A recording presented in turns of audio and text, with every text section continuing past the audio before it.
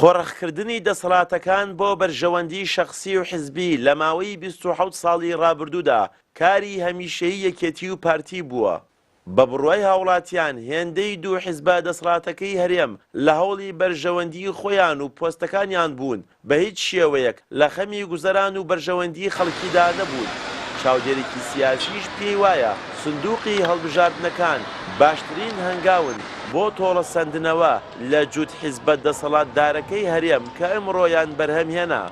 لە ماوەی پێشوودا ئێمە کە بینیمان دەسەڵاتدارانی هەرێم پلەپایە و پۆستیان بەکارهێنا بۆ بەرژەوەندی تاکە حزبی خۆیان و بنەماڵی خۆیان کە لەم نزیکانەدا بۆمان دەرکەوت کە ئەمانە هەموو جار ڕێکەوتنی ژێربەژێریان کردو لەگەڵ عەبادیدا کە ئەوە بوو لە کۆتاییە گەل باجەکەیدا.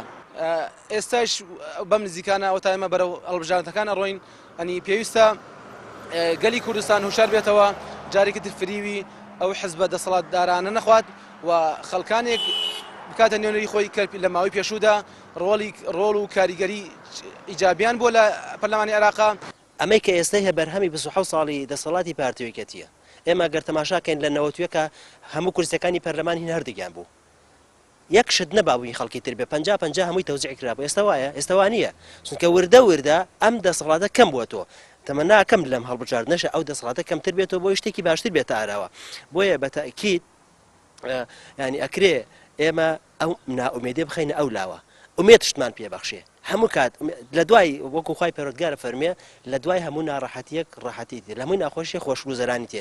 بۆیە پێویستە بەڕاستی هاوڵاتیان ئەم جارە لە جاران بە گەرمەگوورتر بن بۆ چوونە سەر سندوقەکانی دەنگدان بۆ سزادانی ئەو دەسەڵاتەی کە ئەم بارە زروفەی هاوردە سەر خەڵکی هەرێمی کوردستانە، چونکە غەیری هەڵبژاردنیش ئێمە ڕێگەی ترمان نییە. لەگەڵەوەی کورد ڕۆڵی گەورەی بینیوە لە پرۆسەی ئازادی عێراق، بەڵام بەهۆی هەڵە و چەوتی دەسەڵاتدارانی هەردوو حیزبی دەسەڵاتداری هەرێم بارودۆخی هەرێمیان بەرەو لێژاو برد. بەرپرسی کۆمەڵی ئیسلامی ڕای دەگەیەنێت بەرپرسانی باڵای کورد لە حکوومەتی ناوەند نەیانتوانی بوو ڕێز لەو دەستورە بگرن کە تێیدا بەشدار بوون.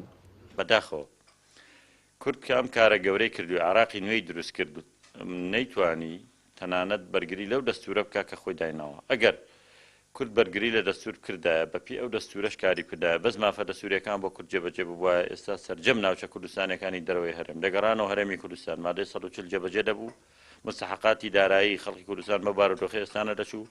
پێشمەرگەش وەکو بەشێک لە مەنزومەی دیفاعی عێراقی دەمایەوە و هەموو مستحقاتێکی خۆی بەدەهات. بەڵام بەداخەوە نوێنەرایەتی کوردیان کرد لەو دوو حیزبە کە یەکێتی و پارتی بوون ئەوەندەی بیریان لە بەرژەوەندی حیزبی و شەخسی خۆیان کردەوە، بیریان لە بەرژەوەندی گشتی نەکردەوە و هەموو داتا و ڕقەمەکان و هەموو گفتوگۆ و دانووسانەکانی ئەو ڕاستیەمان پێڵێن کە ئەو بەرپرسانەی کورد ئەوەندەی نوێنەری حیزبی بوون نوێنەری میلەتی کورد نەبوون.